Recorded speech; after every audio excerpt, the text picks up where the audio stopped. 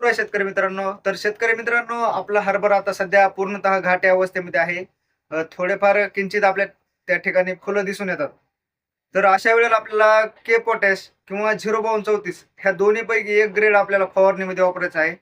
तर के पोटॅश जर आपण त्या ठिकाणी वापरला, तर आपल्याला जे काही आपले फुलं आहेत ते गळू देणार नाही. जे काही घाटे आहेत, ते आपल्याला त्या ठिकाणी पोचलेले दिसून येतात. हे पाहू शकता, हे आहे के पोटॅश, जे की ट्रॉपिकल ॲग्रो या कंपनीचं आहे. तर यामध्ये 20% ऑर्गॅनिक पोटॅश आहे. तर हे आपल्याला खूप फायद्याचं राहतं. प्लस इतर मायक्रोन्यूट्रिएंट सुद्धा यामध्ये आपल्याला पाहायला मिळतात.